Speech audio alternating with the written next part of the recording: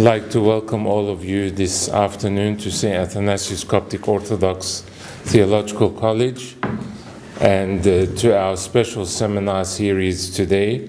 And really gives me great pleasure to welcome all of you, and in particular our special guest who's here all the way from Belgium, Dr. Marc Malvez, and I welcome him on his first trip to Australia, and I hope first of many trips.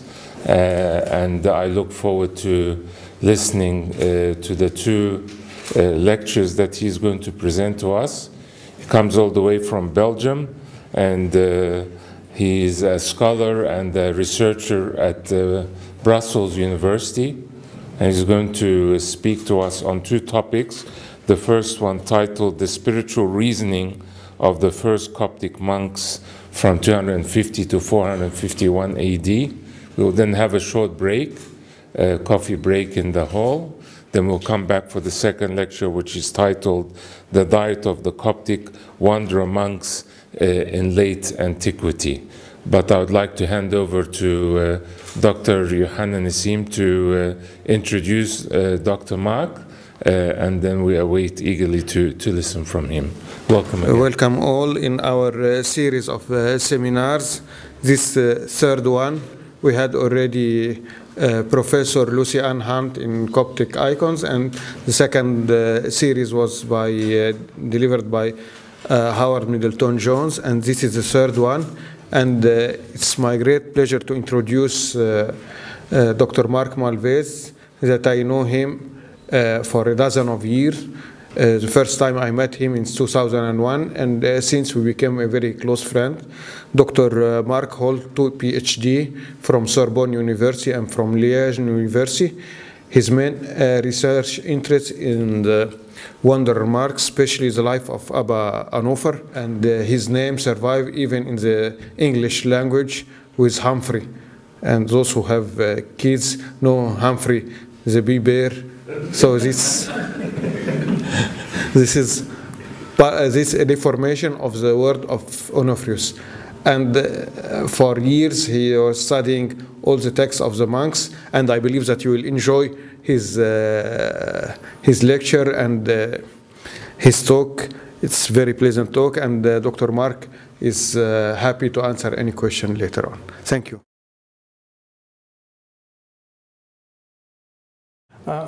I hope you will understand me, because my English is only my third language, and I used to read it, but not to speak in English. Well, my accent is really terrible. Well, if you don't understand me, you will ask to my friend Johanna, he can translate.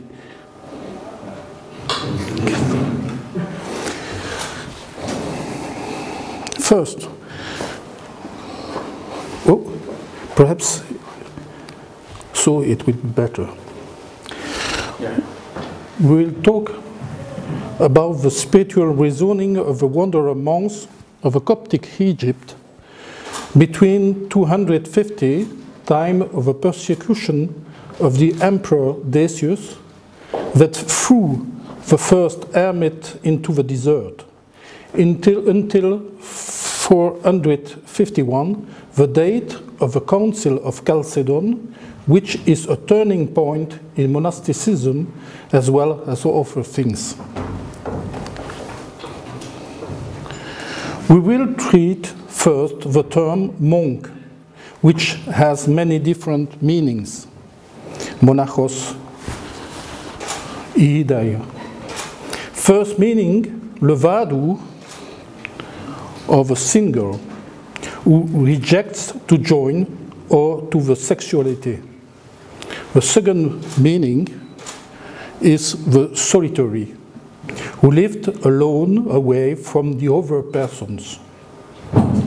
This meaning is close to the third meaning, which is the unique for God, who consecrated himself for the divinity, which is aperispastos or careless, without worry about the material world. And aperispastos.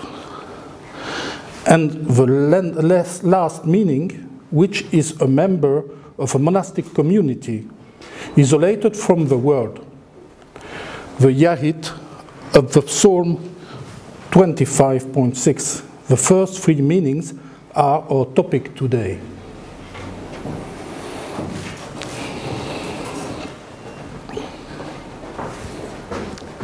Let's see the word wanderer.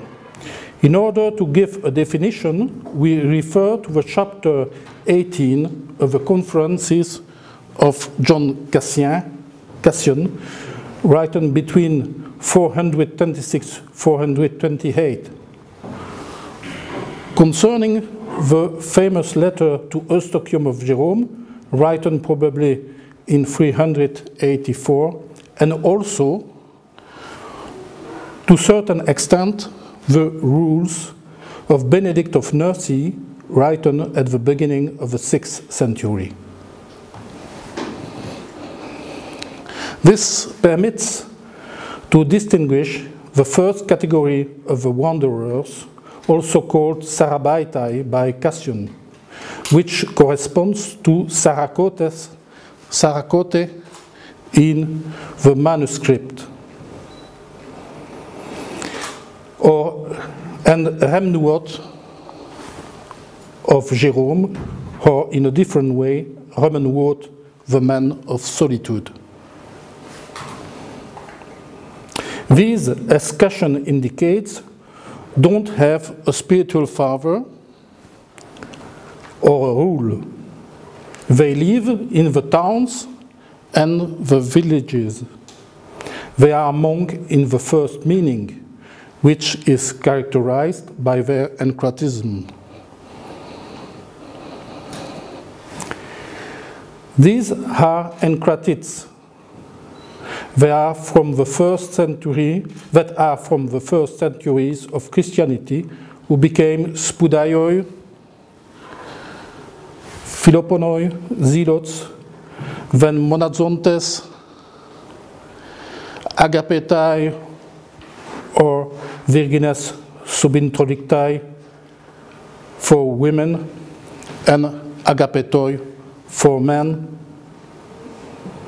but also the pejorative term sunei sectoi, or more simply monachoi or apotacticoi, but this term has an ambiguous use. We don't know when these monks, discredited by the official church and the civil authority, disappeared without leaving any writing. They were still numerous by the end of the 4th century.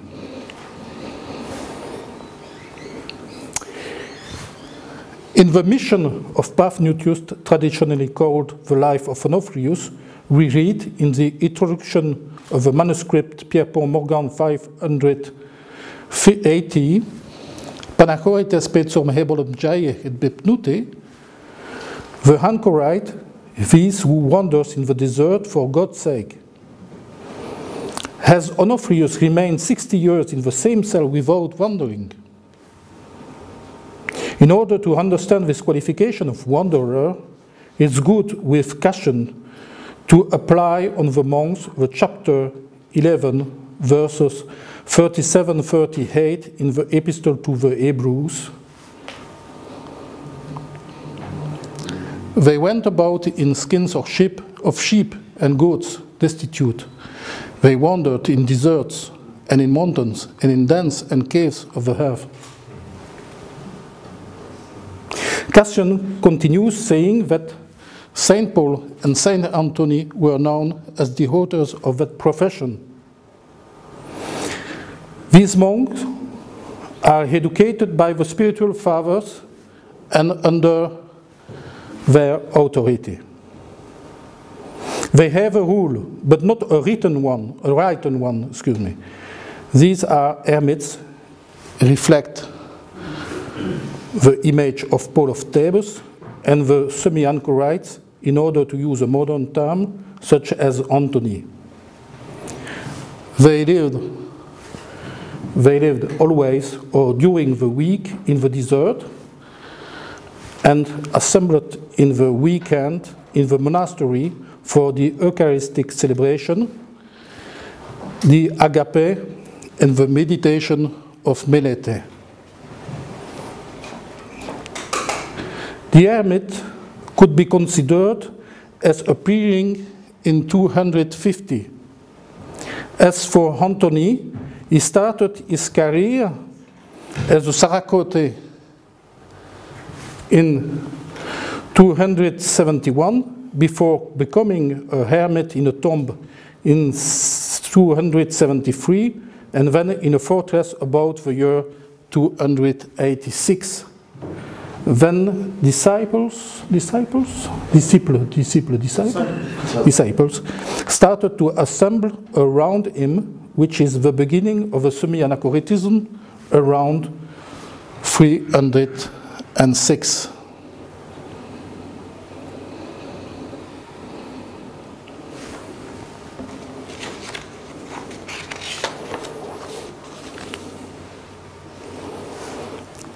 Regarding the Hover's first semi-anchorite communities in the north, in Wadi Natrun, Amun founded Nitria in 325.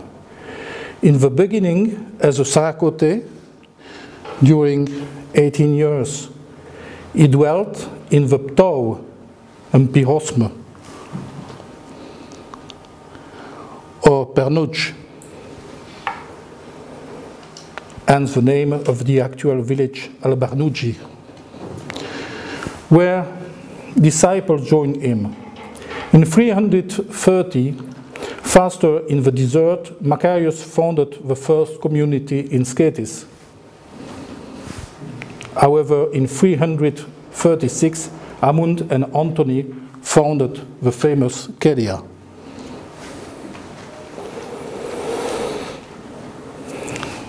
Besides these wanderers and the SACOTC, it exists also two other types of wanderers. There is the vagabonds, the gyrovages, as called by Benedict, the monks who wandered continuously without having a cell. They are rare in Egypt, but frequent in Syria, where they were called the Meshaniane. Finally, they were the bad monks. In fact, the wanderers SACOTC were usually decried with the terms of Sarabaitai, SACOTC, even apoptactics, which will become pejoratives and used for bad monks that they did not respect the rule.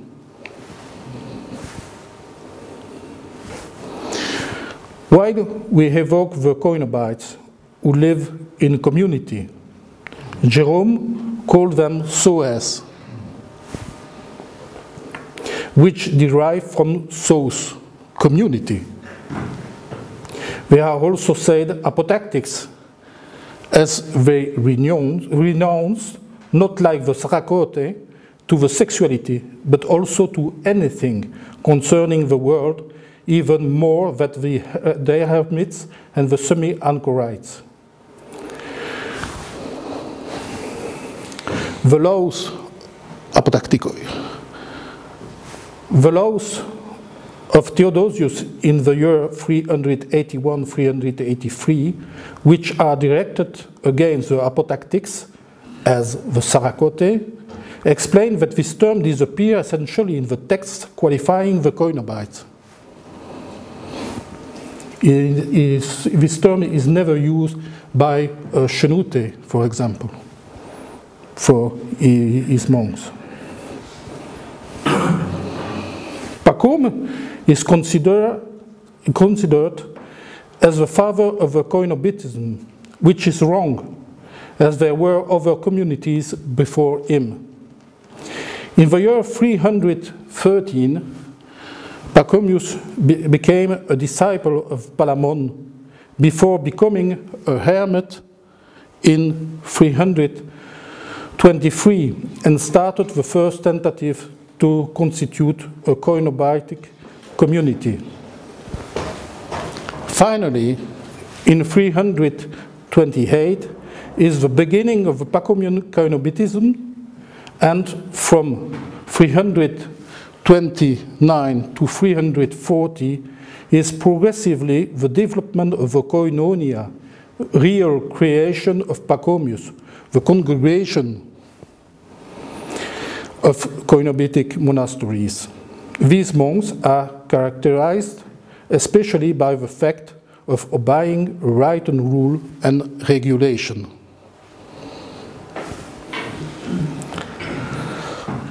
Another congregation is the confederation created by Chenoutet, who became the archimandrite of the White Monastery in Atripe in 385.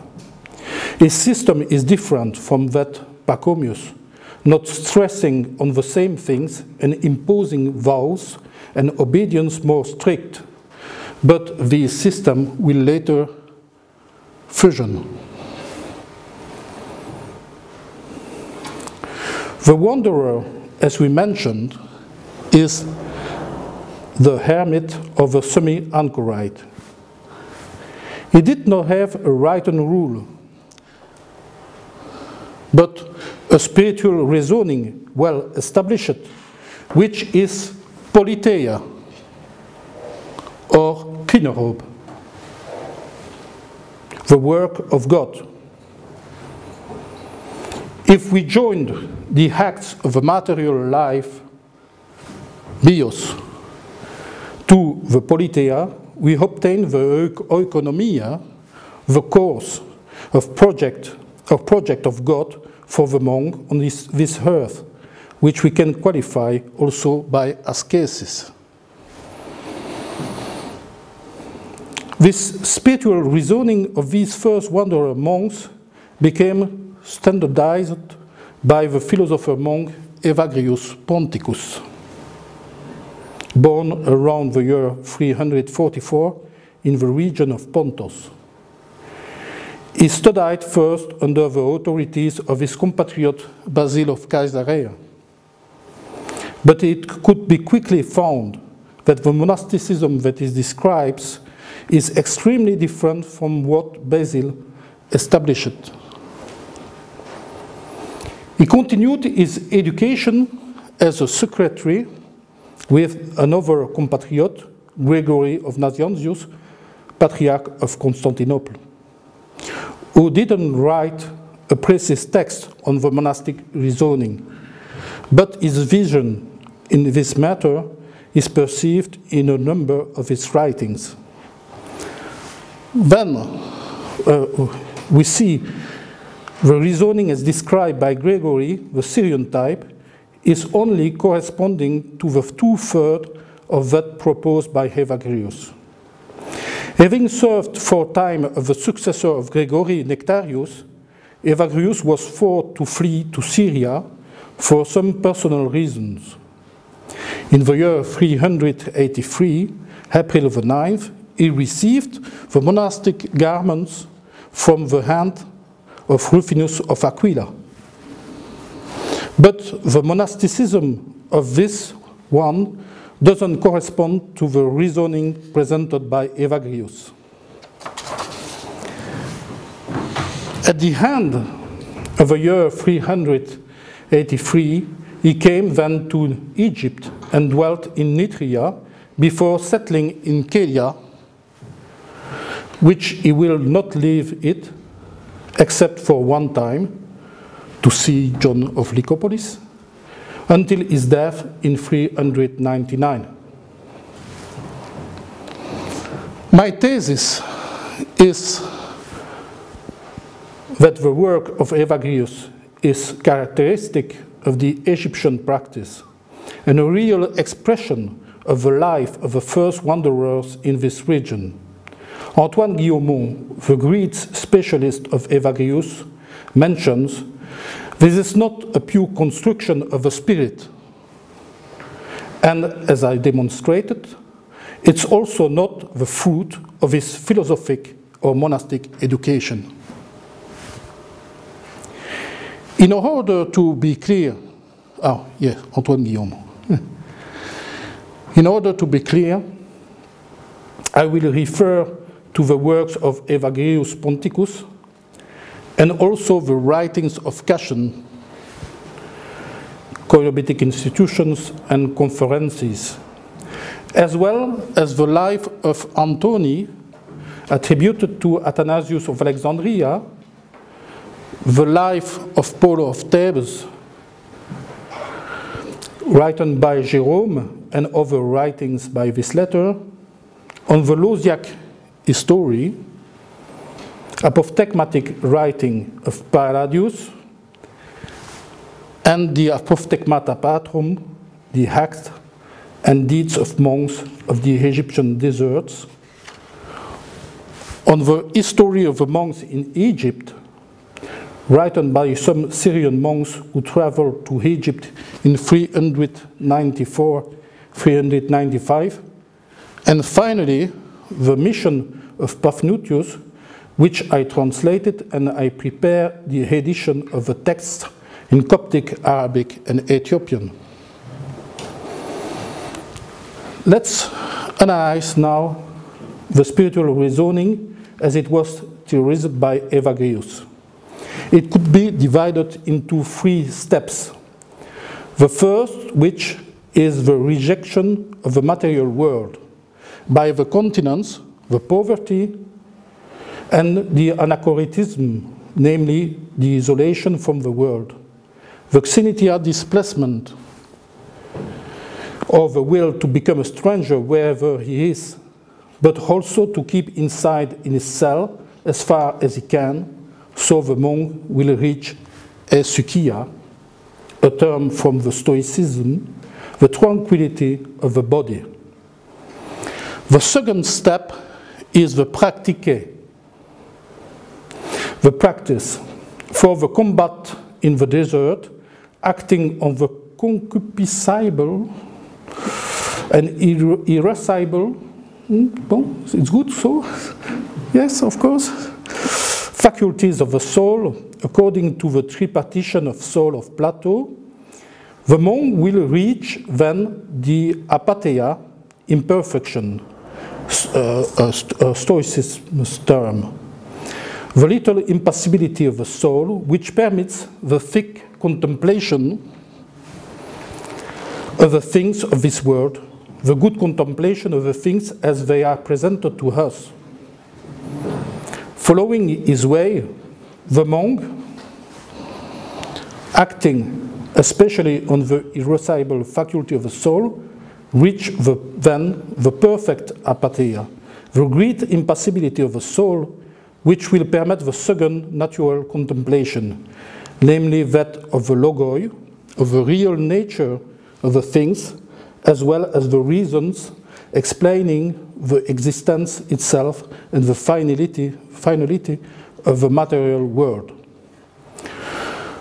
The monk would not reach the final aim because he should also pass the Gnostic phase, the Gnostike, that through the pure prayer, which is in the Evagrian sense consists in a prayer that clear all the representations, including these of the divinity, acting impartially on the irascible faculty of the soul in order to contribute to the procurement of the perfect apatheia, and the second natural contemplation, but also beyond the first natural contemplation, the knowledge of the intellects, the spirits of the first creation.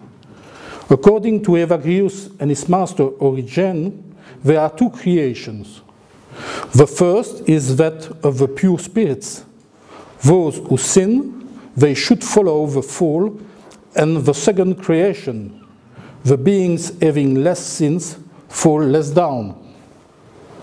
Those are the angels, but downer come the human, then downest the devils. But because of the apokatastasis, yes, it's difficult to say that, at the end of the times, all the spirits will be delivered and will go up, including the devils. It's difficult to follow that now. The first natural contemplation permits the knowledge of God, but uniquely in a mediate way. Finally, the monks would hope to reach the knowledge, the gnosis, the theology. This permits the bliss and hence the direct knowledge of the divinity. It's the Evagrian system.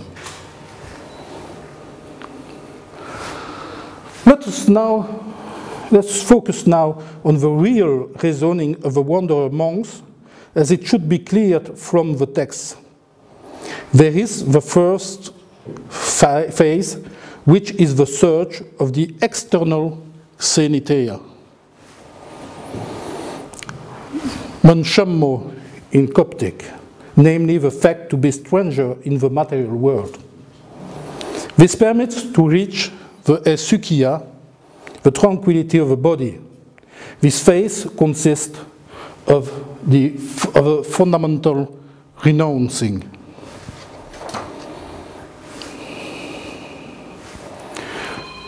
The renouncing of base is according to Antoine Guillaumont.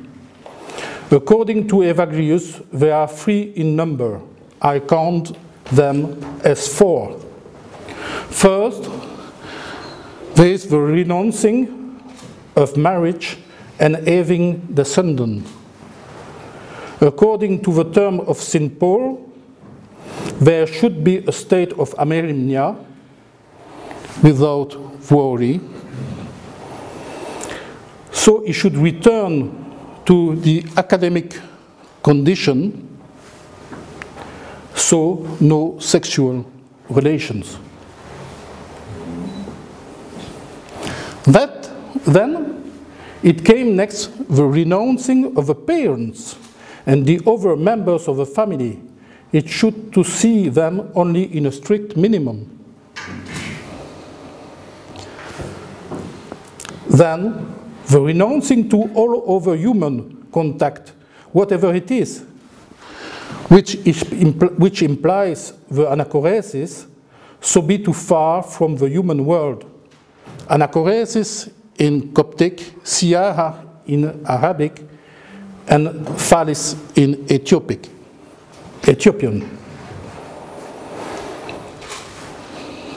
Then follows the symbolic of the desert. It's convenient to pay attention and not to be misled by the texts. The wanderers live essentially in the near desert. That is why the Sarak for the isolation if the neighbors are close. It's important to mention that the settling in the cell is a must, but the cell should be left for special case.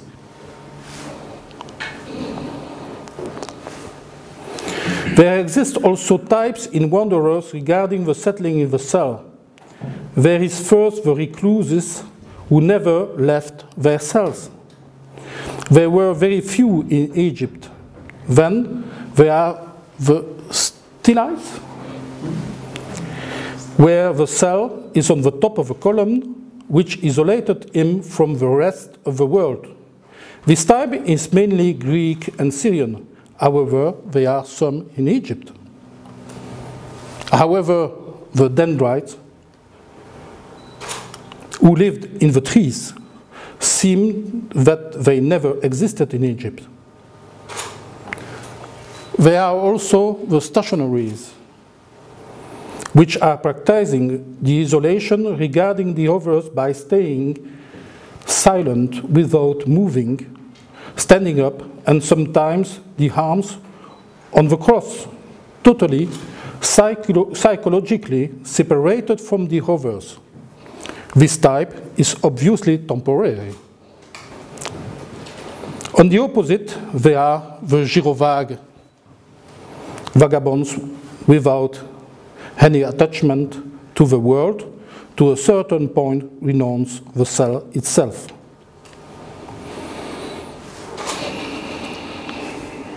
This renunciation is therefore characterized by fleeing the other.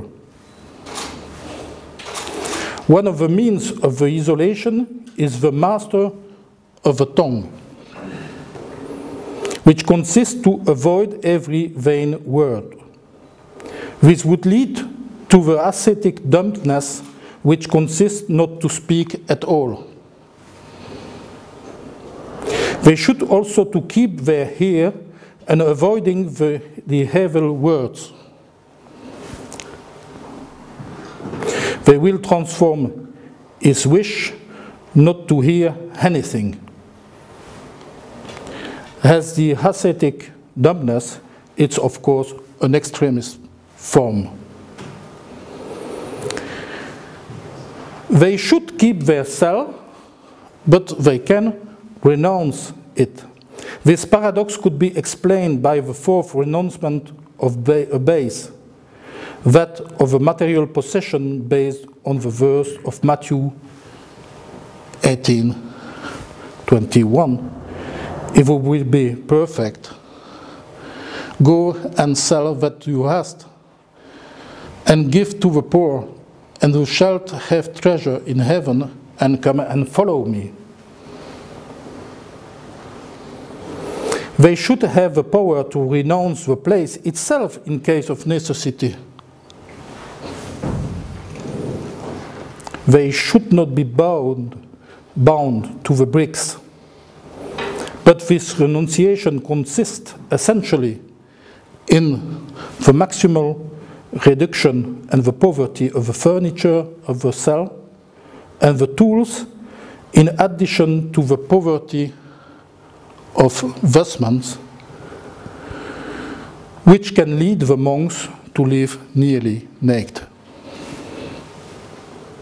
It's rare, fortunately. As soon as the monk reached the hesychia, he started the second phase, which is the practice of the internal xenitheia, the imperfect apatheia, the little impassibility of the soul. This needs a total remodeling of a personality, a metanoia, which is done through the combat in the desert in order to the maximal suppression of his proper humanity, his own humanity. The combat of the desert is the fight against patience, the logismoi, the evil thoughts. This is done by the help of the angels and against the devils, which should not be confused with the evil thoughts which incite them. Even Evagrius himself confuses them sometimes.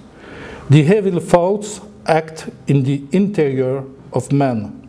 However, the devil could only know in general the exterior, even if it is said that the devils entered from the nostrils and went out from the mouth. The evil thoughts are also vices. There exist many means of the combat against them. The most evident is the virtue that opposed to the vice. It exists different hierarchy. Hierarchy. Hierarchy. Bon, okay. Vices and virtues, which go back to the pastor, shepherd of Emmaus. But, however, the most famous of these hierarchies is what established by Evagrius Ponticus.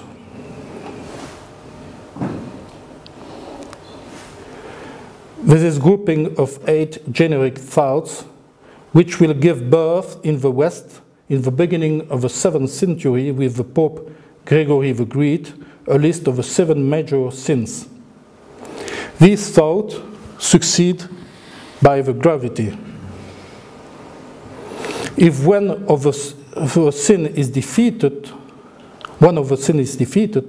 the following appeared and is more aggressive than the precedent. There is third, the gastrimaria, the sin of eating, which opposed to the temperance.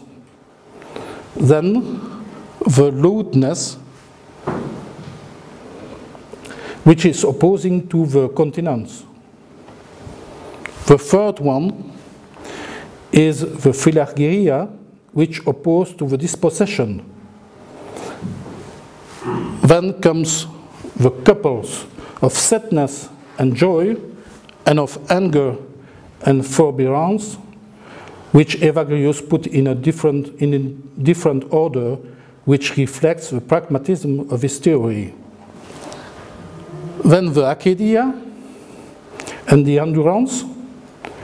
Finally, the worst vices are the vainglory and pride, which is opposed to the humility.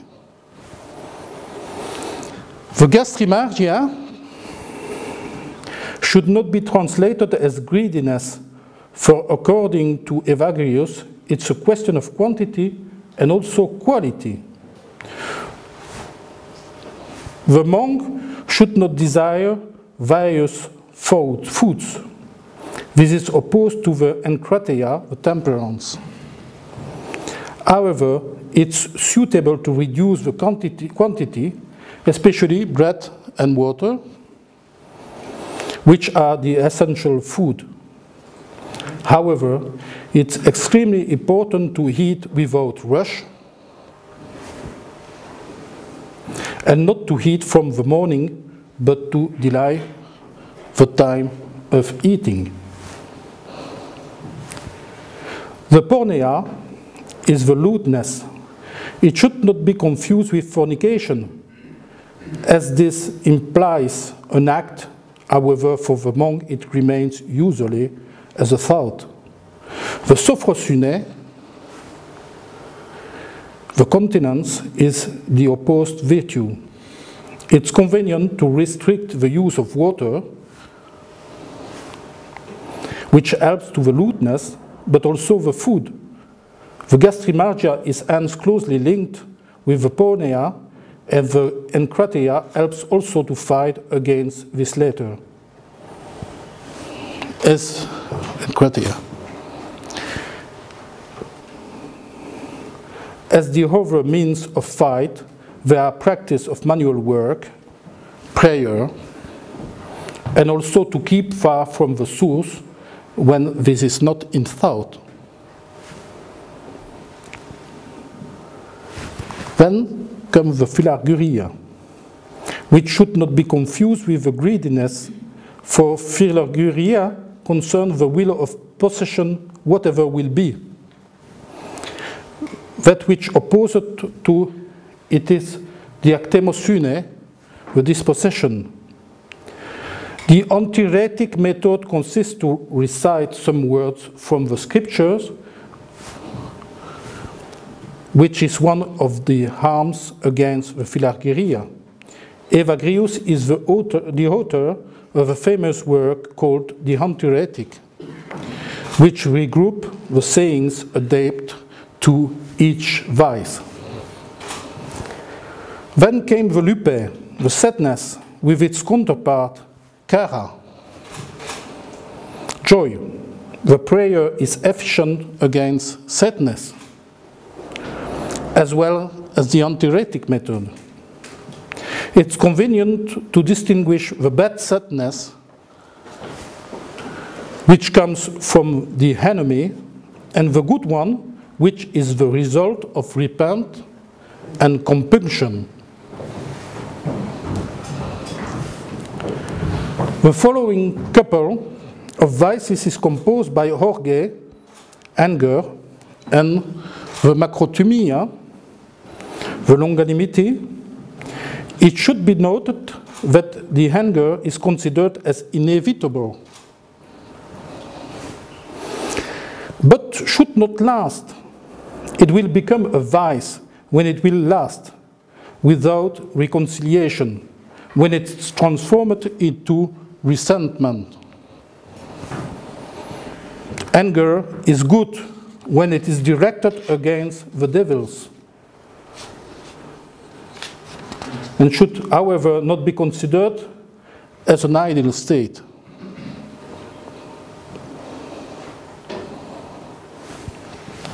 In order to fight against anger, the monk should use the antiretic method, but also fleeing, the prayer, or the manual work.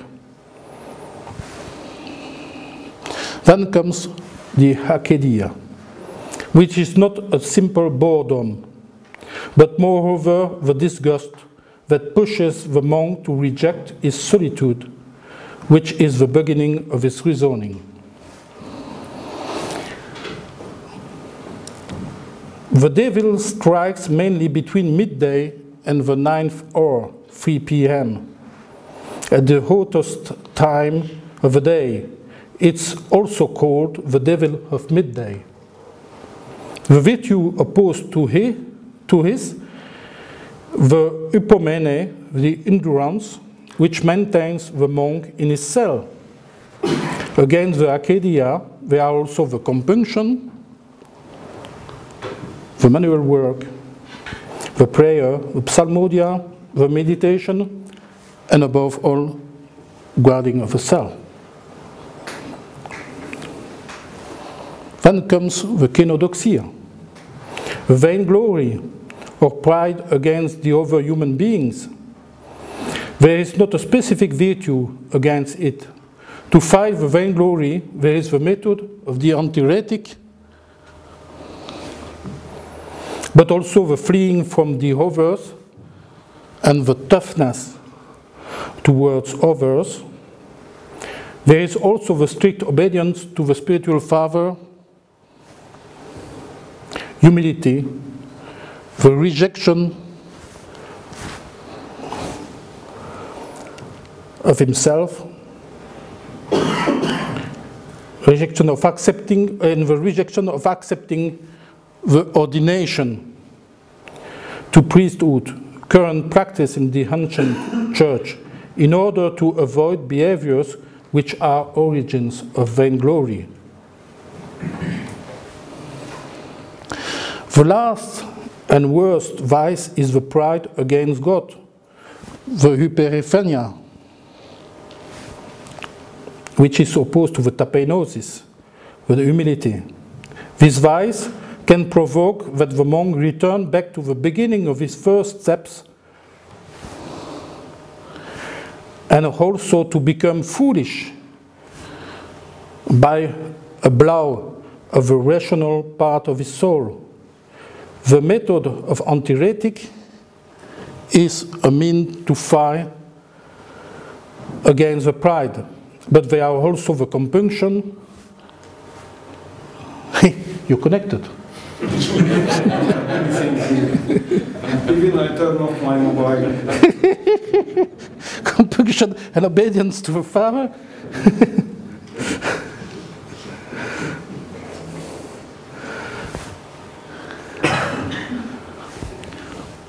Beside the fight in the desert, in the quest to the internal xenitheia, there is also what that Evagrius called the monastic shield.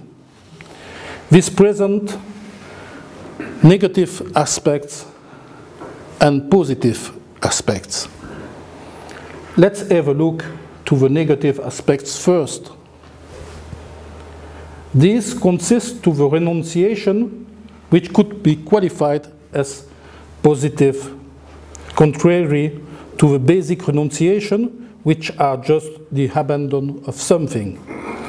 These renunciations imply an act by the monk. These two principles are fasting and keeping awake. Let's see first about fasting. Well, here. In the origin, it means have food one day every couple of days. But soon, it's in oversense. But soon it became to have food every day with a small quantity. The fact to have food is at the 9th hour in normal days or at evening in the days of fasting.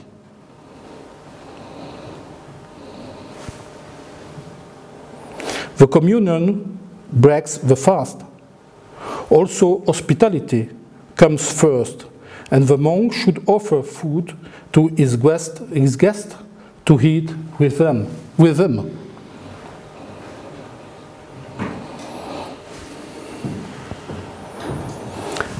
As for the keeping awake, it's convenient to have only a little sleep, maximum 4 hours. It's difficult, of course. But also to sleep in a bad way, such as having uncomfortable beds and positions. The period to keep awake should be combined with prayers. There are many different ways, but the most frequent is to keep awake till midnight and then to have a rest till the dawn.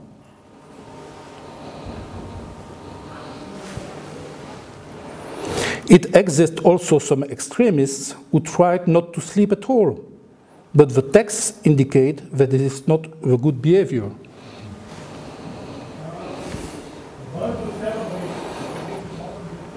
Then follow the positive aspects of the shield.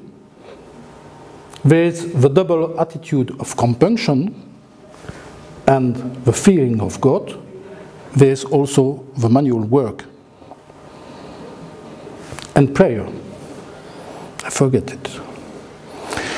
The compunction is the psychological shock of remembering sins for himself or the others.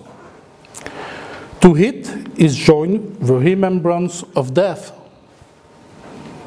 the remembrance that we are all mortals, then the fear of last judgment, which provokes sadness and tears. And here is the divine grace, which forces to the correction or collaboration of the wanderer. The correction is a divine act, and it could become a charisma. Concerning the prayer, we should notice that prayer is imposed from the beginning of an anachrosis till the earthly death of the monk. There exist 3 types of prayers. There is the individual prayer, which takes place mainly before sunrise and after the sunset, but there are also some moments of prayers during the day or nights.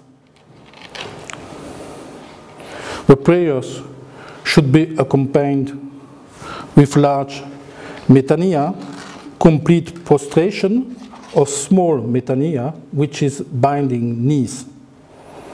The most important is to stand up and stretching arms like cross. The prayer consists mainly of the recitation of the New Testament and the Psalm. Concerning the collective prayer, for the semi-hermits, this took place on the Saturdays and Sundays in the Kyriakon, the church of the monastery. Concerning the hermits, the Eucharist is complicated and usually is replaced in the texts by the angelic synax, the angelic communion from the hands of the angel.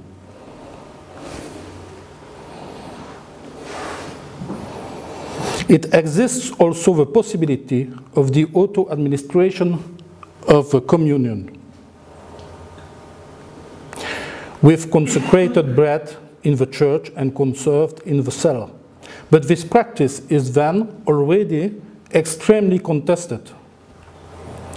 We should highlight that there were some extremists who refused the communion, either judging themselves as unworthy or esteeming themselves perfect and not in need of the communion. We should note that the prayer is followed by the agape, a common meal, originally on Saturdays and Sundays, but by the end of the 4th century, beginning of the 5th, the agape of Sunday disappeared. The third type of prayer is called the remembrance of God. This comports different aspects. There is first the sacred reading. Then there are the spiritual discussions with the spiritual father, and also with the brethren, and the meditation of the Holy Scriptures, the melete. The remembrance of the saints, even of the brethren who are not saints, and mainly the continuous prayer, which Saint Augustine qualified as the ejaculatoria oratio, real rumination of always identically sayings from the Holy Scriptures. This type of prayer gave birth to two specific genres.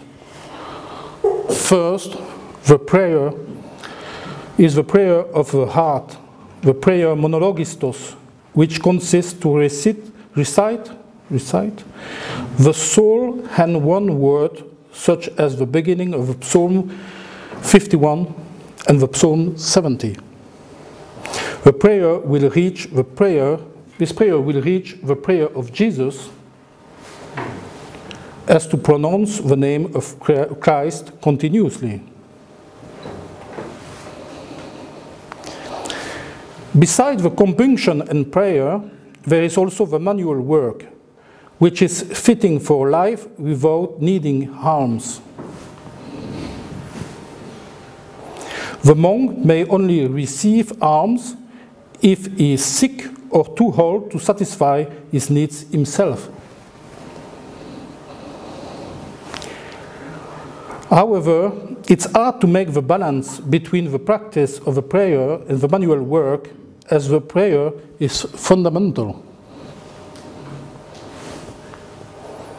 We should notice that there were extremists who thought that they should practice only prayers and not work at all. In any case, we should not be attached to our work because there is a risk of philargyria. The works the most known are the working in the fields, the fabrication of baskets, fabrication of the mats and cords, and even to do the linen, but it's more noble and then maybe a risk of vainglory. And finally, the work of scribe.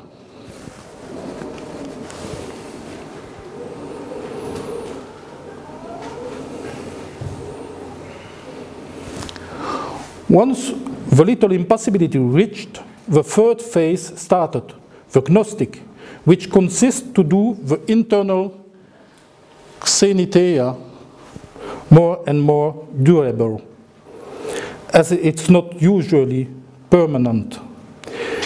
Hereafter, the perfect on this earth, the saint already here, should become an always more permanent condition. The perfect is an imperfect who wants to become perfect.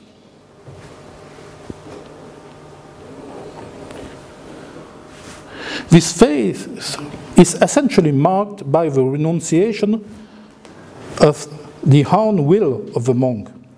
It's important that there is a concentration on prayer, but the monk should search the love of the other, which implies, obviously, to have contact with other humans, which is, well, a renunciation of the own will of the hermit.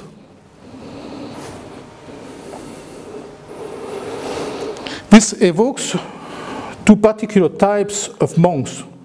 There are the monks bishops, as for example Gregory of Nazianzus, which practice the Megadism. This means that they reach such a level that they can, from now on, to have a spiritual life among the other humans without any risk of a spiritual point of view. They are migades. But they are also among the less intellectual monks who don't belong necessarily to the social elite of his time, these who became the fools for Christ, the saloi, who practice the mock foolish among the other humans, becoming mentally isolated among the other men. Searching the love of the other implies the search of the charity in the broad sense of the term. This represents three great aspects. There is first the practice of charity in a narrow sense, in the material point of view, which consists by doing harms, and in the spiritual view, in the consolation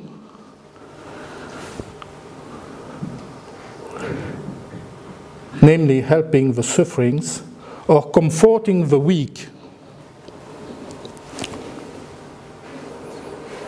It should be noted that the material harms comes first, and the charity should be done in perfect humility. There is also hospitality, which is a paradoxical virtue of this who wants, namely, to stay alone. This is a renunciation of his own will. The disciple visits his master. The opposite is rare. The visits between the brethren are to avoid.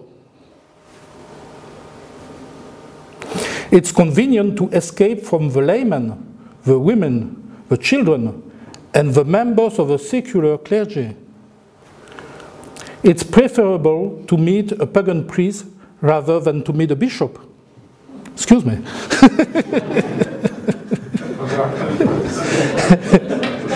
As the latter represents the ecclesiastical authority, which tried to impose what the monk didn't want to do. As for the pagan priest, it would be an opportunity to convert him. That's the teaching. The teaching received by the monk consists eventually in the classical paideia, the Greco-Roman teaching, but also and especially in the teaching of the spiritual father. This teaching is different from a father to another, which explains the idiorhythmia in the monastic practices. The teaching of a father reposes mainly on the good parousia, the liberty of speech in teaching, as well as on the absolute obedience on words, even the more absurd ones. The teaching reposes much more on the observation than on the word themselves. Only the practical phase is a matter of teaching, of course. We should also highlight the charismas of the perfect bond. No, it's a false. These last for a long time as far as the perfection, and it should be more and more permanent. The charismas are the divine graces obtained without any collaboration of the wanderer monk. The most important is the diakrisis, the discernment of the good and evil spirits, which begins in the practical phase, but finally becomes a charisma when it could no more be put on the wrong track. A particular aspect is the cardiognosi, the signs of the heart, which allows the perfect monk to discern the good and evil spirits of the others. There are also the charisma of vision, prevision, prediction, exorcism, and moreover, the charisma of miraculous healing and resurrect the dead, which reflect the divine participation on the earth. In conclusion, divine participation. Conclusion. Could we say that the Evagrian schema translates essentially the authentic spiritual reasoning for the Egyptian wanderer monks of late antiquity? But at the conclusion, I would like to add two fundamental notes. First, the unwritten individual teaching that the wanderers receive guided them to a practice which is marked by the idiorhythmia. And finally, the large majority of the wanderers, guided by the discernments, should be fundamentally reasonable, indeed moderate. Thank you.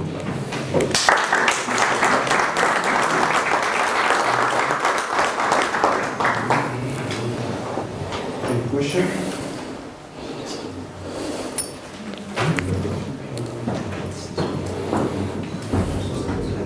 Any questions?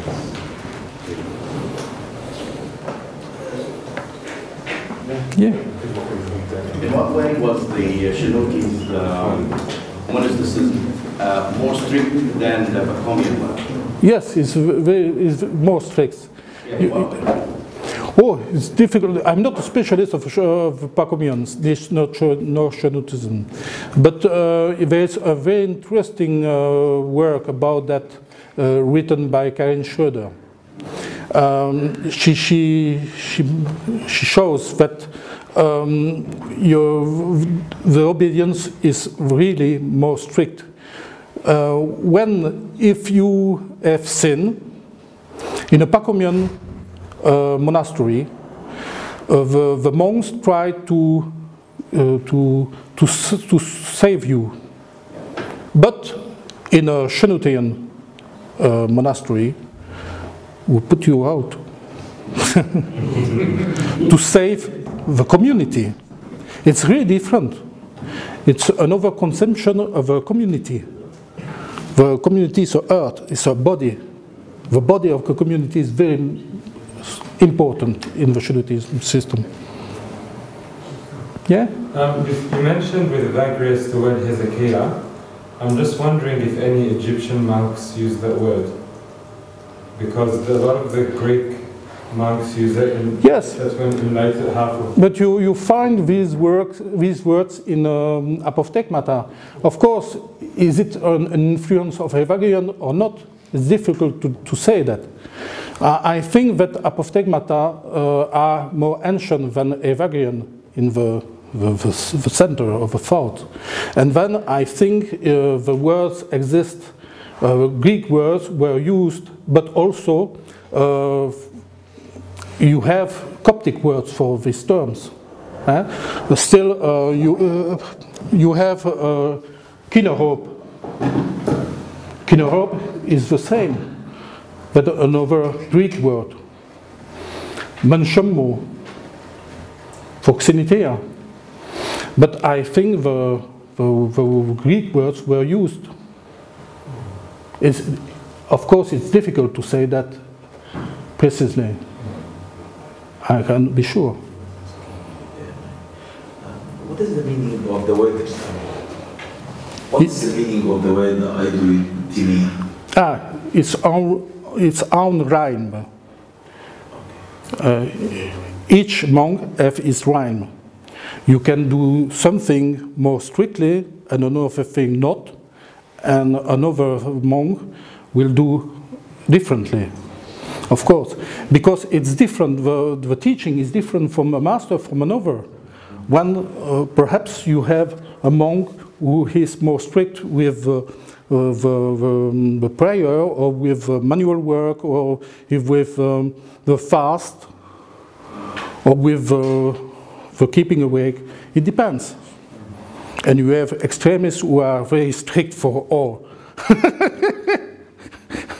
Like Apabane, for example, is a very special monk.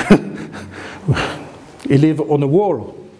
He sleeps on a wall, Apabane, because it's too easy to sleep in a bed. He doesn't want to do that. He sleeps on the wall. And he eats with one foot so, and the one hand so.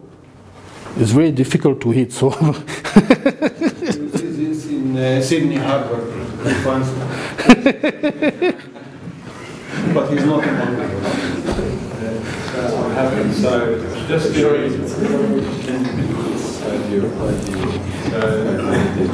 so just in relation to what you were saying with those extreme practices, how does that come into relation to what you're saying at the end there? Fundamentally guided by discernment, they should be reasonable and indeed moderate. Yes. So how do you be moderate and do all these very, very extreme acts at the same time? Yes, you have extremely acts in the writings, but it is not the reason we have to consider that all the monks are so. I think just the extremely acts are in the text. But if you read the text precisely, you will see that they are, comment on peut dire ça, criticized, often criticized. When it's too, you have more problems when if you are extremist. And it's written in the Apophthegmata, clearly, often, very often. But nonetheless, they did it. They still did it, nonetheless. You just, and we know. So I don't see how the two fit together. J'ai pas compris là. Qu'est-ce qu'il veut dire? Just saying, they still, despite what he's saying, the monks still practiced very ascetic practices, very extreme practice, for long periods of time. And so how does this go with discerning and being moderate in what you do?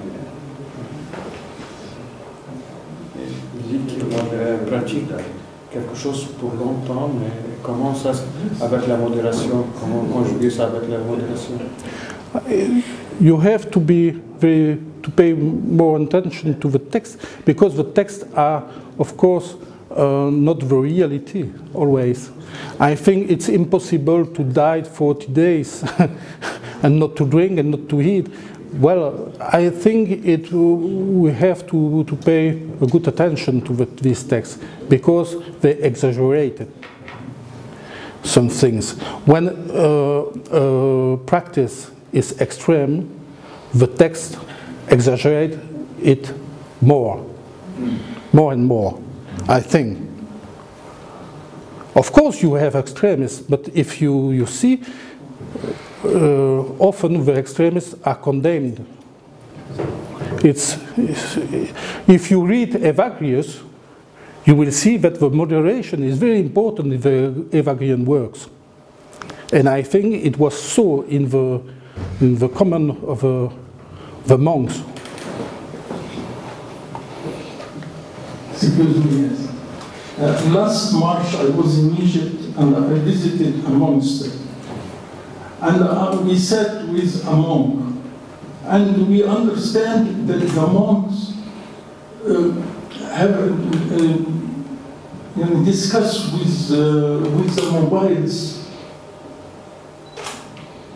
Many people with the mobiles. And you communicate with the mobiles. With the mobiles? With the mobiles. The cells. Ah, yes, of course. Yes. But it's not written in the Apophthegma. With the cell, he communicate with people outside. He sent to them messages, and they sent to him messages.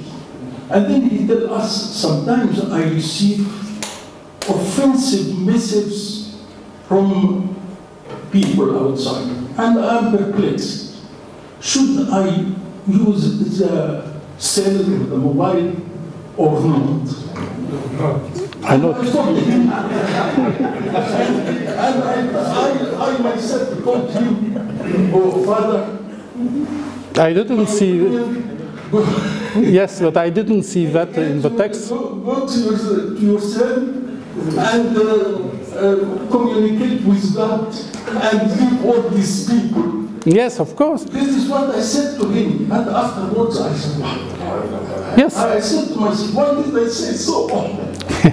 It's a because now monks communicate through their cells with other people. They send him messages, and of course good words, but sometimes we receive from them offensive words. And it was perplexing. He said, yes. Anyway, I think this everything depends on discernment. Of course, if the discernment is strong, then you have the hospitality and you are more amenable with the others. If you are not, it's a problem of discernment, of course.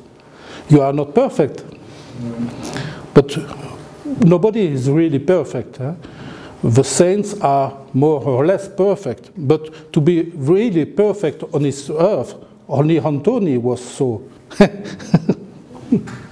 One more question. Dr. Marc, would you be kind if, again back to that last point, discernment, and you attributed to the individual's discernment, and maybe my brother Shoy has commented on that.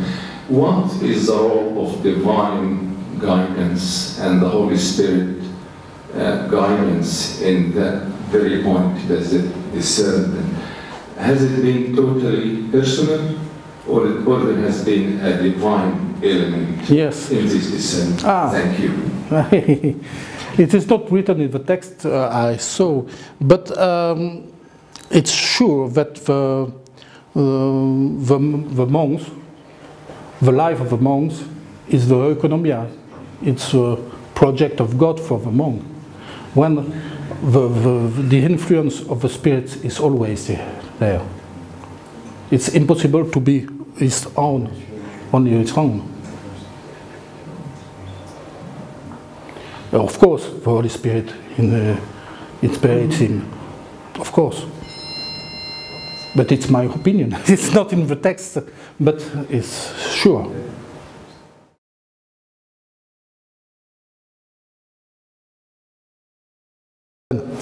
I will talk about the diet of the Coptic wanderer monks in the late Antiquity now.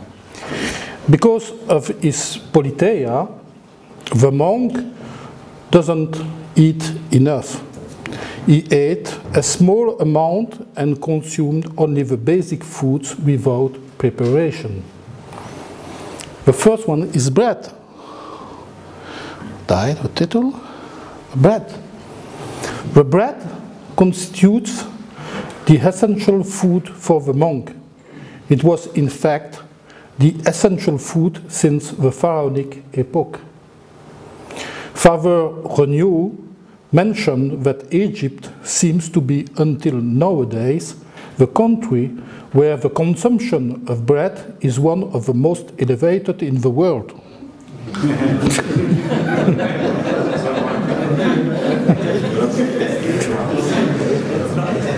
Yes, it's right. For the wanderer monks, i.e. the semi-anchorites and the hermits of the late Antiquity, it was usually the unique food. It is a small loaf, loaf, round and flat of 20 centimeter diameter, weighing around 150 grams. As two loaves made 12 ounces, which is 1 Roman pound, about 340 grams. Palladius mentioned this bread of 6 ounces. 2 loaves are the daily ration of most of the hermits. However, some may eat only 1 loaf per day. Thus, Zacharias said in an apophthegma, I eat 1 small loaf per day. When I fasten 1 day, I eat 2. But if I fasten till evening, I eat only 1. This means that the second day, he fastened till the sunset, and he just eat one loaf, and eating two when he breakfast at the 9th or 3 p.m., which was the normal custom. We could be amazed from such practice if we don't consider that hunger of a hermit should be more in the second day of fast. However, the aim is not to satisfy hunger, but to take the necessary food until the break of the next fasting. It's obvious that it should be less in the evening when it should last for 24 hours. As for Poimen, he declared to a disciple that previously the elders didn't kill their bodies.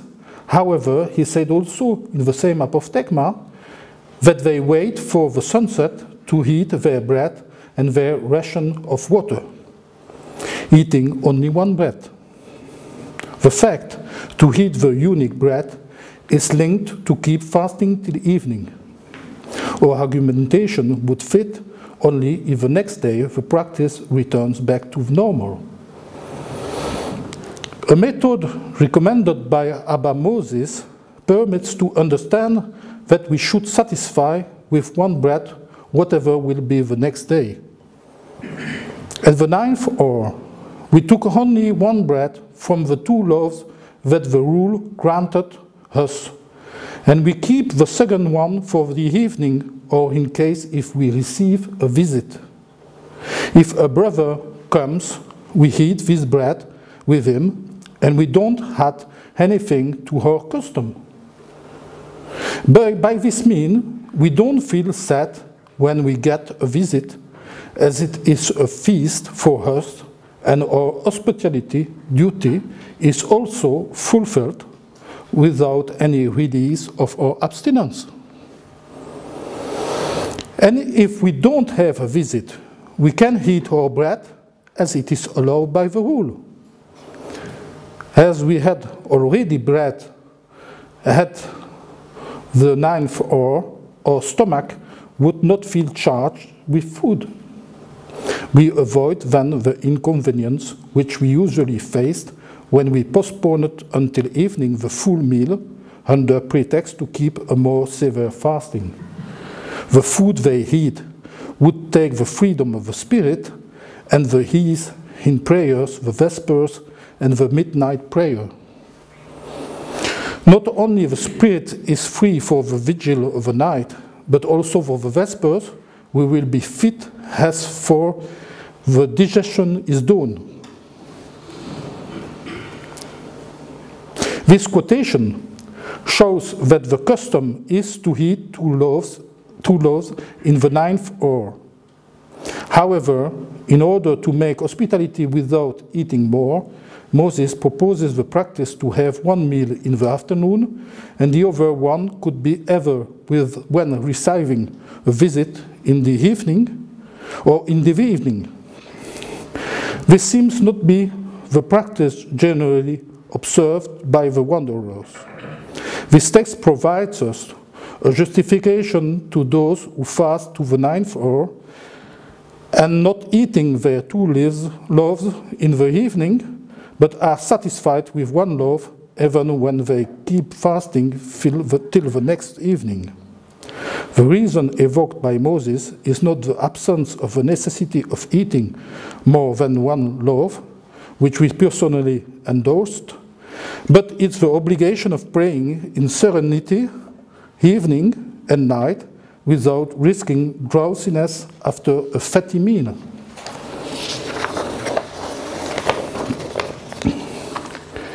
This would be an excellent reason to choose the 9th hour as the best hour to eat for the majority of the wanderers, in addition to the risk of acedia, which is clear when we spend the whole day without eating. There is also the risk of drowsiness due to the digestion, or at the end of the day, when by nature we are tired, and this will come to trouble important prayers. Also, concerning Moses, Palladius declared in any case that he didn't take anything except 12 ounces of dried bread. which indicates that Moses ate his 2 daily loaves. In despite of that, Palladius considers that the wanderer mortifies himself, especially in food. This clearly shows that if the bread constitutes the essential food of the wanderer, this one is not obligatory content with that. In the opposite case, the limited food of two dried loaves was not seen by the eyes of the author of the Historia Lausiaca as a model of restriction. There exist, however, some monks that only eat their 2 loaves, even less, or not so often. This was not well considered, because the norm for the semi-Anchorites, at least at the end of the 4th century, is eating not much bread, but every day. Thus, Megetius, who did consume only 1 loaf every couple of days, was reproached by her holy elder that recommends to him, eat every day, half a loaf. There was also Elia, who eats at the end of his life, at evening time, of a half loaf. Another elder was satisfied with 3 biscuits per day. Well, I'm not a good monk. The bread could serve as a calendar. At the time of John Cassian, the semi-Anchorite filled his basket, Procerium, with 14 loaves. Soon after Antri his cell consumed his daily ration of 2 loaves, he didn't risk having no food to forget the Sunday assembly. This use of using the bread as a calendar was typically from the north of Egypt. One from Scetis who practiced this custom in the Thebaid was reproached by the local monks who saw this practice as contrary to the gospel. These used to go to the market every day to buy their food. The monk from Scetis replied, "My market is my cell," judging their practice as evil for the Anchorite and keeping the cell. The apparent will to consume fresh bread with the Coenobites was really a problem for the wanderer. The loaves could be dried by the sun, and having the great advantage to be conserved for a long time, even for several months. Daniel said this concerning Abba Arsenius, that the monks of Scetis did only 1 basket of bread per year.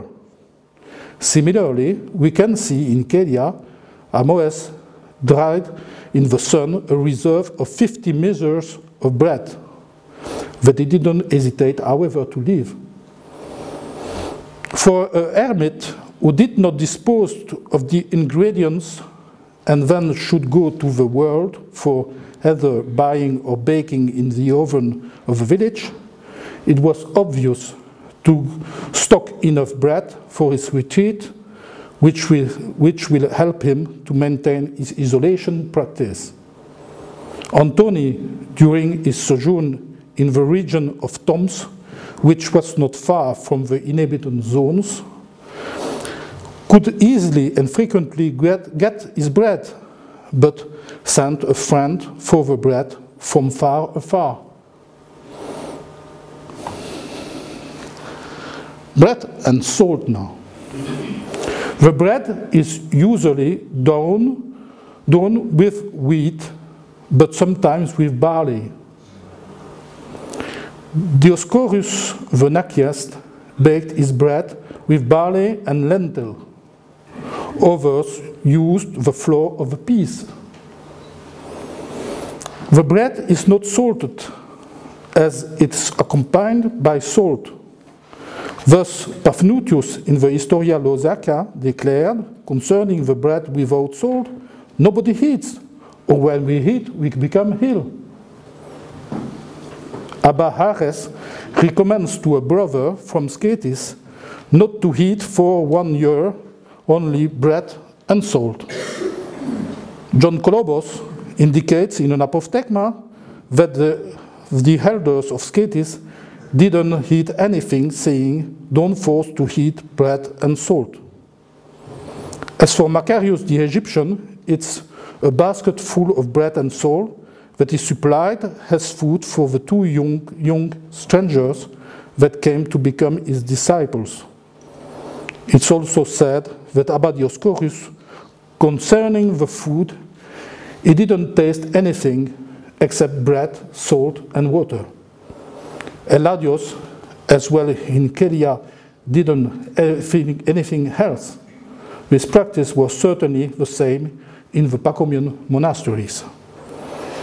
The use to dip the bread in water with salt is mentioned in the sources. It's seen in the Lives of Pachomius, plural is intentionally used, as there are more than one version. In Scetis, an apophthegma present an elder who asked his disciple to dip bread. Theodore Ferme, at the occasion of an ascetic practice for 6 years of eating only 2 loaves per day, waking up in the dawn, dipping the 2 loaves in the water, and with small amount of salt, and in every evening he ate this with a spoon as a soup. This type of dipping was offending some monks. For example, Isaiah, who decided also to dip his bread with salt in order to eat it in the evening as a soup, was caught and surprised by Achilles, who cried out, "Look and see Isaiah eating soup in Scetis. If you want to eat the soup, go to Egypt."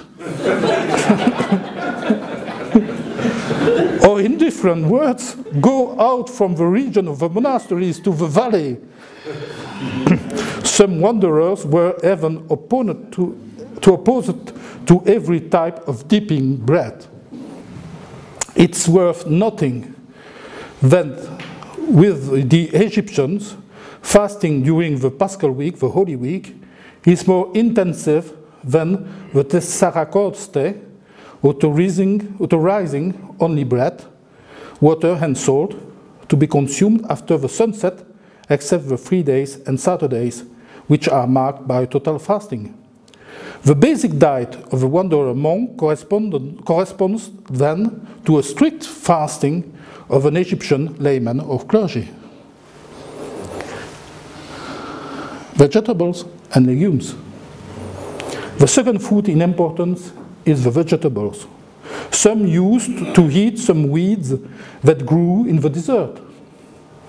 The history of the monks in Egypt said that Apollo eats only on Sundays and nothing more than herbs and weeds that grew from the ground without bread for a long time, not vegetables or fruit of the trees, not what is used in cooking. He is browsing. A Boscos, according to the terminology of the 7th century of John Boscos in his Spiritual Pratum. According to this, that ascetic practice was so common in some place that some hermits were defining themselves with the term, "I'm Peter, the browsing of Holy Jordan River," is said by a hermit in his above-mentioned book, Spiritual Pratum 92. The same is found in the history of the monks in Egypt.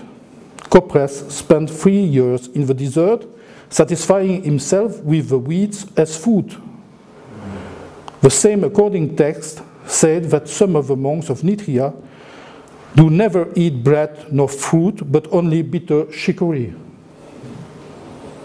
However, the monks could also have a small garden, and we should not think that each time when it is question of herbs, that is wild weed.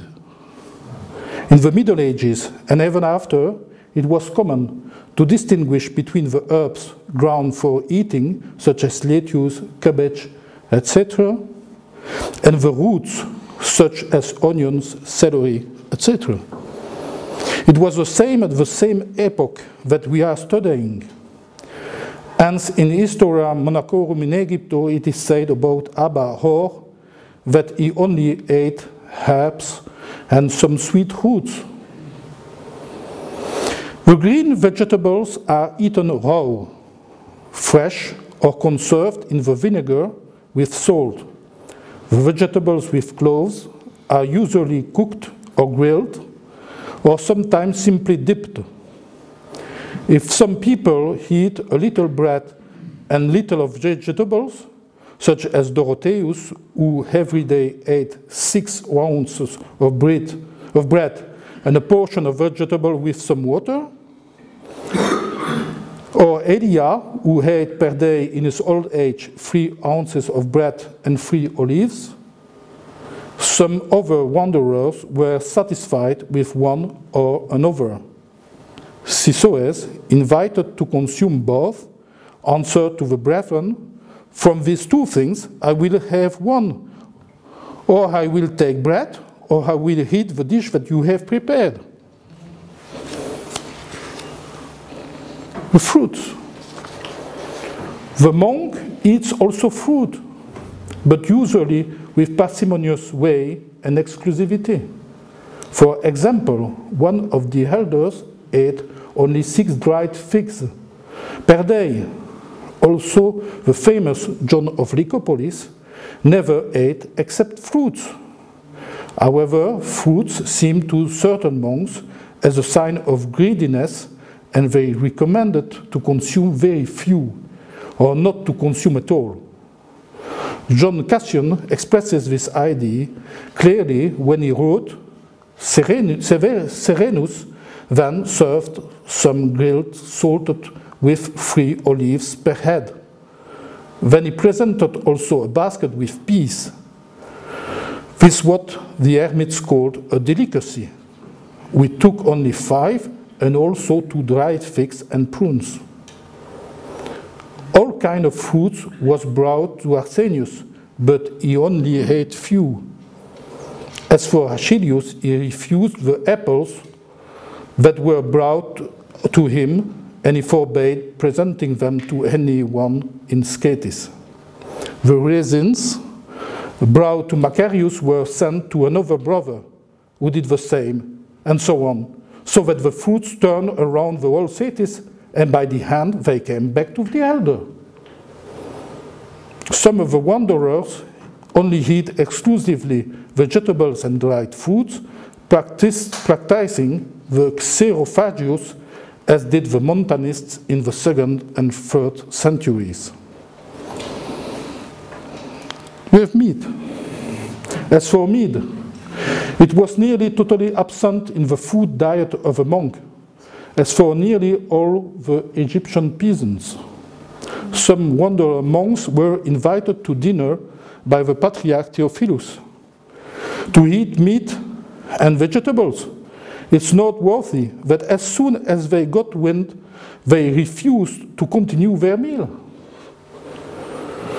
Athanasius, describing the conditions of life of Antony when he was Saracote, wrote that his food was bread and salt, and his drink was water. Meat and wine were unnecessary to talk about. As for the other man, full of zeal, we could not find something similar. However, in Bawit, as well in Kelia, the discovering of many bones let us think that the monks may consume fish and shock. It could be also used by a food of laymen who served monks, and that would not be submitted to the ascetic practices. But it could also be the food of monks, which could be also a later practice than the studied period where people were more rigorous. Cheese. I forgot the name. Cheese. Cheese was also mentioned in the menu of the Pachomians, but this seems to be completely unknown for the hermits in the desert. The Apophthegmata mention it only twice. Simon, taking bread and cheese with his hands and eating them, scandalizing hence a magistrate who returned back on the spot, showing that this practice was completely contrary to the ascesis of the desert. The question is evident to now where this food contrary to the good behavior was stocked. It's clear that this text was symbolic, and since then Simon didn't consume this cheese. As for the other mention, it occurs that not the wanderer monks consume cheese, but the Coenobites, which are rebuked in their eyes. How could we get the fear of God when we eat cheese and pickles? Cooked food. Most of these foods were consumed fresh, without cooking. However, the monks could have the necessary material for cooking, especially for the visit, which forced them to offer more and the best food. The elder or sick monk could also eat cooked food. In the Historia Lausiaca, it's said about Evagrius Ponticus that after 16 years of fresh food, the weakness of his stomach forced him to eat cooked food. At this moment, he didn't eat bread, but he took boiled vegetables, some barley infusion, or full for a couple of years, until his death. The oil. At the origin, oil is presented in the text as lux. As John Cassian declared in his Institutions, this is the unique sweetness that are served by the monks of the desert to their visitors.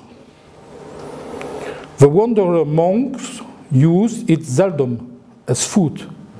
Abba Benjamin narrates that while returning from harvest, the monks of Scetis received, as a present from Alexandria, a jar containing a measure of oil. Having been unable to open the jar, he pierced the plaster lid with a needle. He felt ashamed when he found that the other brethren returned their jars intact. An elder that the same Benjamin brought to him whole didn't touch the jar that was presented to him 3 years earlier. As for the young Pacom, judged that it was opportune to add some oil and salt for the feast of Easter, this provoked the anger his master Palamon, who shouted, "The Lord was crucified for me, and I eat oil." At Celia, Evagrius didn't consume no more than 1 ounce of oil every 3 months. Another father didn't justify his rejection of oil by the rejection of lux, which is against the poverty and the renunciation of goods.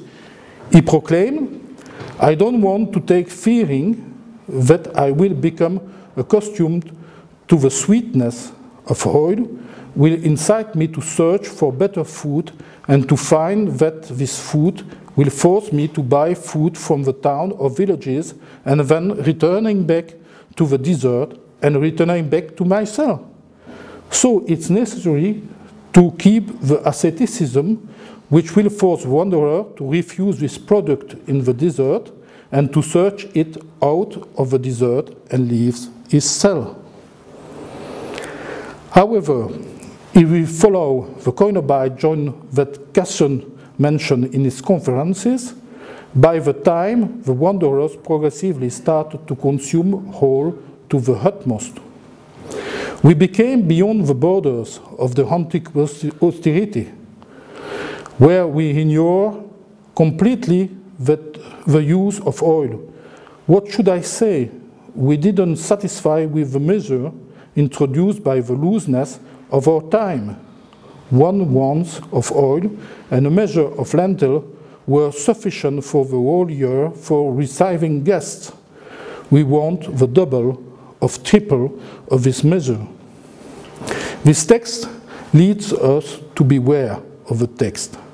However, the apophthegmata reflects an ancient situation comparing with the time of Cassion, when the strictness of full became loosened, or the Coenobite had exaggerated the possible degradation in order to justify his depart from the desert. The monks of desert were no more corresponding, according him, at the ideal which dominated originally in these places, thesis that was convenient for John Cassian, who was an adept of Coenobitism. What contributes to doubt about the reality of this text is that John Cassian talked about the consumption of a large amount of cheese, while we saw that this was absent from the desert and used only in the Coenobites. We should also consider that the apophthegmata are witnessed only of the most ancient period, and later the cheese was used. In any case, we refuse to take what is said in Cassian as gospel truth, and to judge then that there was a boom of oil consumption by the wanderers of the desert. For many centuries, the Egyptians used the castor oil, which was used in water. However, Palladius proclaimed with wisdom, it's better to drink wine with discernment rather than water with arrogance. It was recommended to avoid any excess of consumption. Paul the Great spent so Lent with a single 1 jar of water. However, it would be better to reduce the quantity of water, especially for those who wanted to keep the cell. Hence, we see a certain Cheremon, who inhabitant in the region of Cetis, should make 12 miles in order to reach the lake from his cave. Besides, the water in the desert was usually bitter and not good to drink. Conclusion. The diet of the wanderer monks in the Studite period was essentially 1 Roman pound of bread, which was consumed daily in 1 or 2 meals, in the 9th hour and possibly the evening. The drink was mainly water, without excess. Wine was rare and reserved especially for the visitors and in the agape. Water helps also to dip dried bread with salt, as the bread was unsalted. Bread and salt were the strict regime of the Egyptians during Lent. It can be thus asserted that the normal diet of the wanderers corresponded to a big permanent fast for the common run of people. However, vegetables, whether ground or wild, cooked or fresh, were also consumed. As well, fruits were in the menu, but in a small quantity. Meat was totally absent, and cheese was not used by the wanderer monks, but only by the Coenobites. As for oil, it was rarely used at that time. Thank you.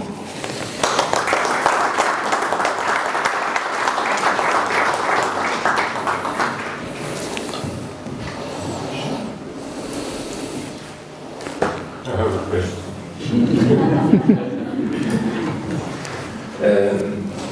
Do the monastic texts show that there was any change in the diet of the monks during the feast days of Epiphany, Christmas, Easter?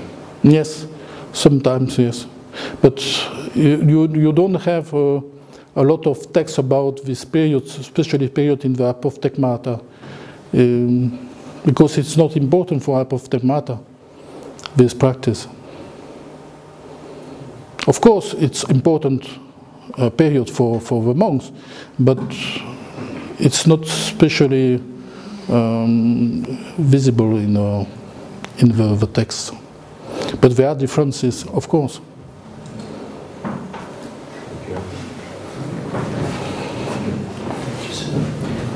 I'm sorry, I'm just going back to the first lecture. You talked about the vainglory and no vainglory, and we talked about the bishop, monk bishop, and I'm talking about the clergyman, how monasticism as a line of worshipping and how monasticism as a line of servicing. Where is this two line mixed?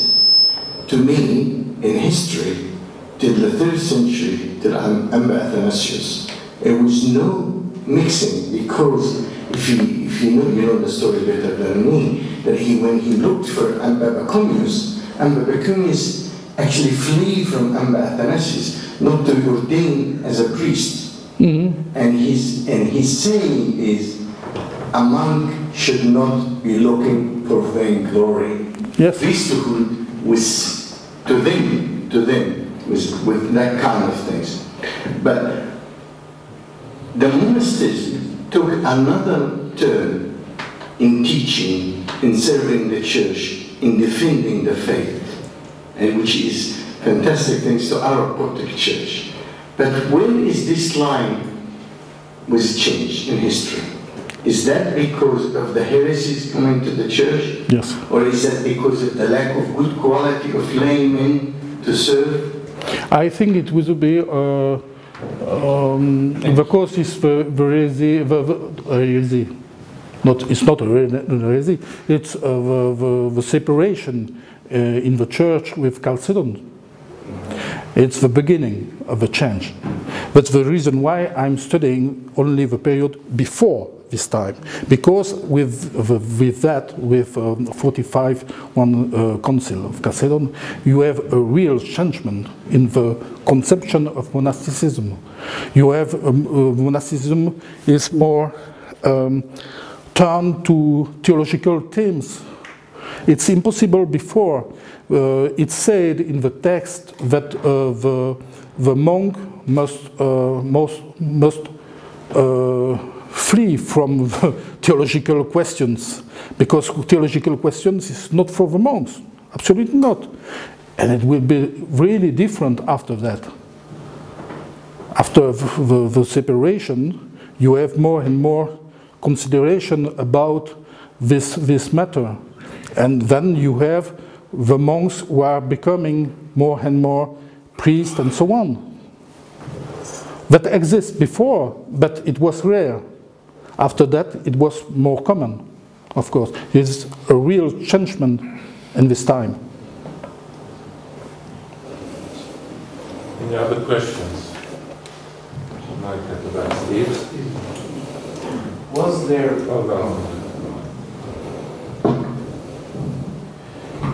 Do the texts say anything about any medical problems that these monks had because of their diet? Excuse me, I didn't understand. Did these monks suffer any medical conditions because of the diet that they were eating? No, it isn't said in the text. Really often, the text don't talk about that. But it's clear that you have. It's evident you have very, very old monks like Antony, but a large part of the monks were not living as long as he does. So you have Evagrius. He was not very, very old when he was died, and he had problem with the stomach, especially. Then it's sure that the diet was a real problem. You have two possibilities: or you're very strong, and then you live very long, or you are not, and you died very early. You must be strong in the desert, of course.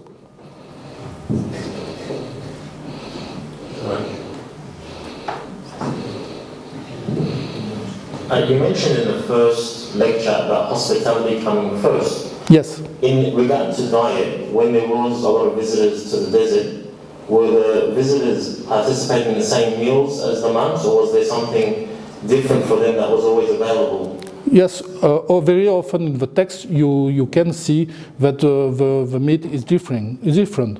When you received a guest, you make more and more food. You have different food, cooked food especially, and over plates, different plates. It's more important, of course, because there is the hospitality. But as in a text as like life of Onofrius, you can see that Onofrius tried to avoid the transforming, the modification of his practice. He said, you can eat, you can drink without problem, but the other is not stupid. He understands what he wanted. And then he said, I don't eat and I don't drink if you don't. If you do, okay. That exists. And it's a saint. He's a saint as well. So they would break their fast for the sake of hospitality? Yes, of course. They have. To break the fast, it's an obligation. Of course. It's a rule. Other questions?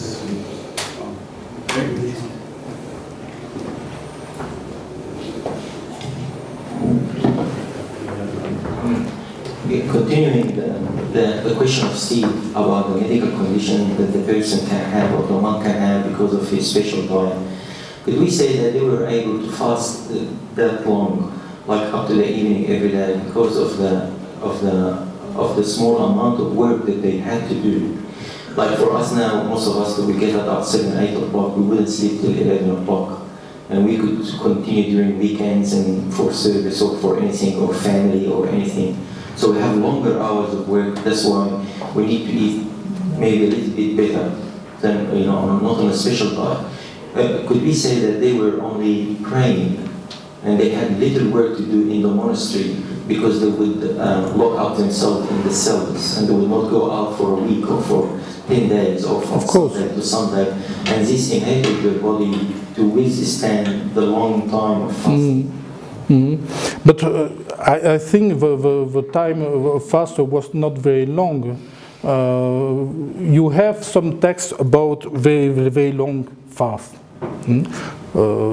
It's very special in some texts. You have a fast of 40 days. It's impossible, naturally. 40 days without...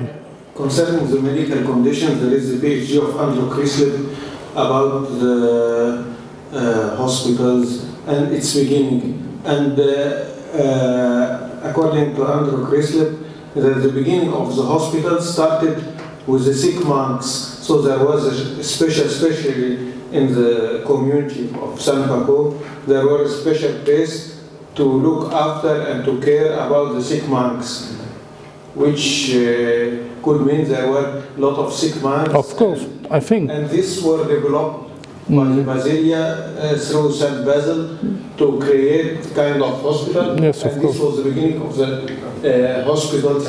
So nowadays, for example, or at least 50 years ago, there were special order in the Catholic Church are caring about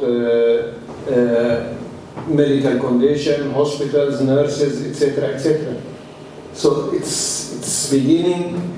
It's in the monastic. So I don't know exactly. I don't have figures, but sure that following this diet, there will have a health problem, and we have doctors here. Yes. But the beginning was especially in the south, in the Pacomian conobbatism. I'm not a specialist of conobbatism.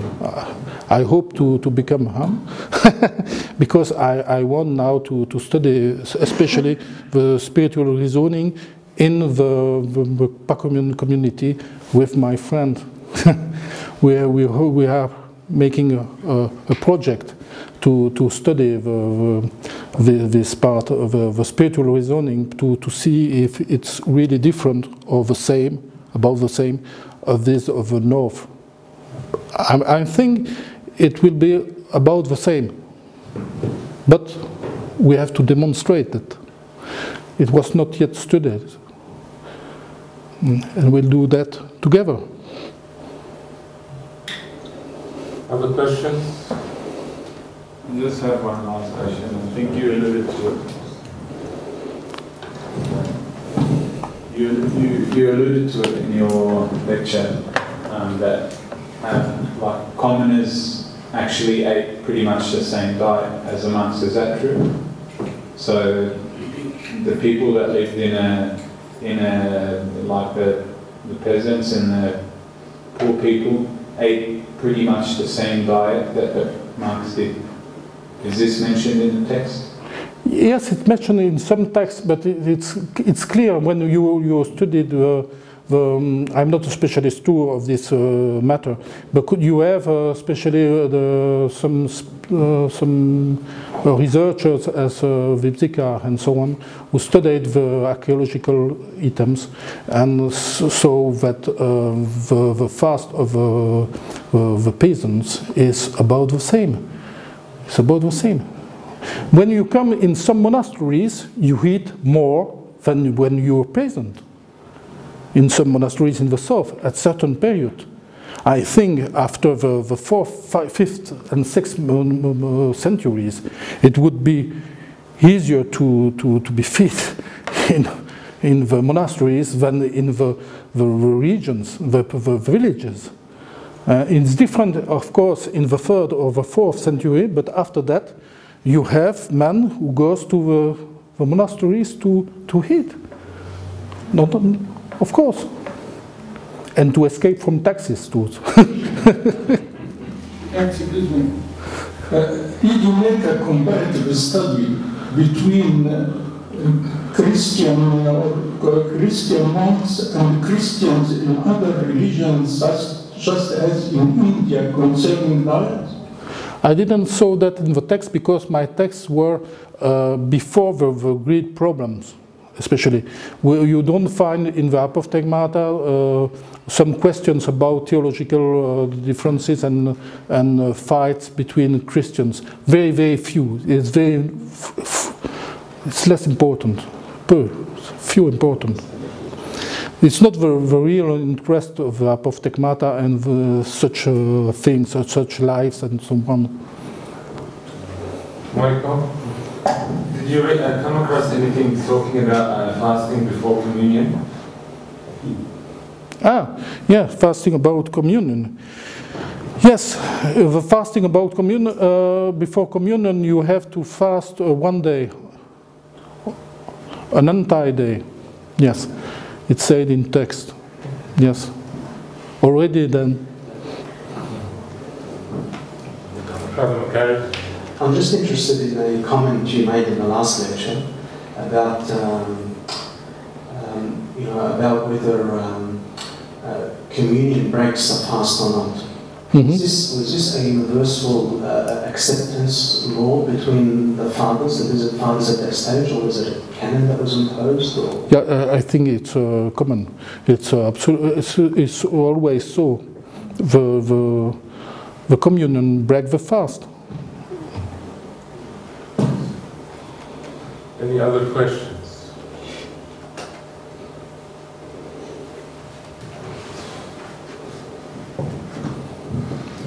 Well, on behalf of all of you, I want to thank very much Dr. Marc for these very two fine lectures on Coptic monasticism. I think we've all learned a lot, and we appreciate the time and your coming and visiting us here and at our college, and we hope that in future visits you will also be able to thank you very much. Present more lectures to us. It's a real pleasure. On behalf of the college, I would like to present you with an icon painted by our Coptic iconographer here of the famous Saint Anthony the Great. Yes, thank you very much.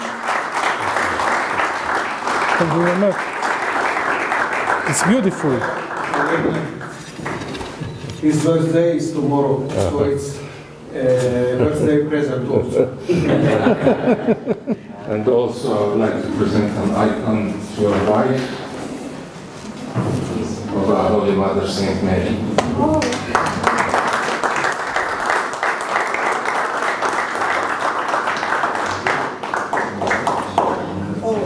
It's fabulous. Thank you. You're most welcome. Thank you. So thank you all for attending. I hope you enjoyed this special seminar today. And this concludes our session, and we'll end with prayer.